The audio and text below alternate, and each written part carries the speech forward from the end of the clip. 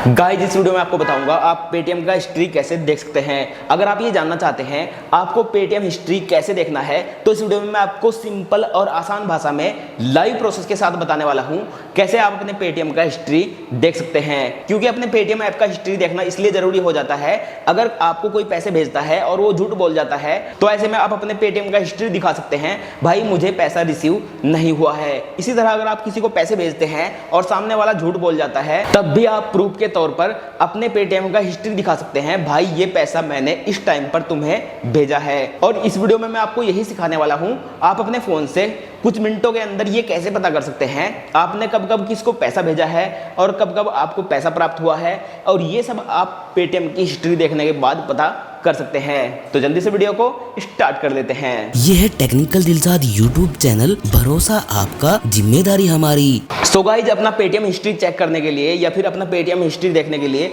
आप सबसे पहले पेटीएम ऐप को ओपन करेंगे। मैं यहाँ पर अपने पेटीएम ऐप को ओपन कर लेता हूँ। तो मैंने यहाँ पर पे सर्च किया, मैं यहाँ पर पे सर्च करता हूँ और पेटीएम ऐप को ओपन कर लिया है। पेटीएम ऐप को ओपन करने के बाद अब यहाँ पर आपको पेटीएम ऐप के होम पेज में एक फीचर दिखाई देगा, बैलेंस एंड हिस्ट्री। जैसे आप यहाँ पर बैलेंस एंड हिस्ट्री पर टच करेंगे तो आपके सामने यहाँ पर ये पेज आ जाएगा।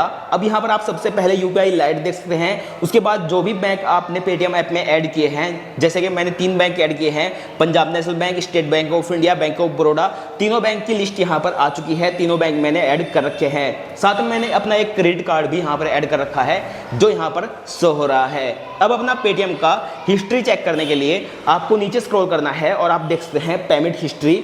आपको यहाँ पर अपने पेटीएम ऐप में आपका जो पेमेंट हिस्ट्री है वो सब दिखाई देगा। आप यहाँ पर देख सकते हैं आपका पेटीएम हिस्ट्री आपको कुछ इस तरह से दिखाई देता है। अब ये कैसे पता लगेगा कौन सा पैसा हमें भेजा है और कौन सा पैसा हमने भेजा है।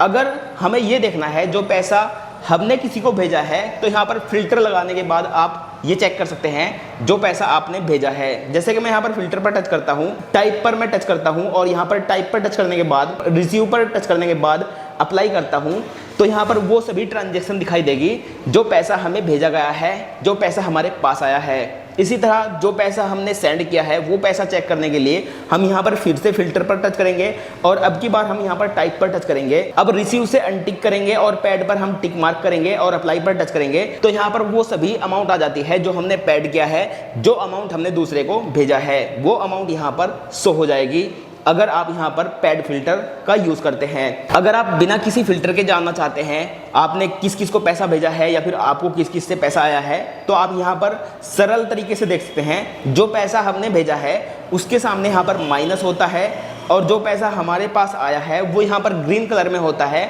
और उसके सामने प्लस होता है। इस तरह आप यहाँ पर ये चेक कर सकते हैं। और अगर आप बाकी और फिल्टर लगाने के बाद अपना ट्रांजैक्शन हिस्ट्री देखना चाहते हैं तो यहाँ पर इसमें और भी फिल्टर दिए गए हैं। जैसे कि आप यहाँ पर अगर फिल्टर पर टच करते हैं तो यहाँ पर पेमेंट से रिलेटेड फिल्टर आपको दिया गया है।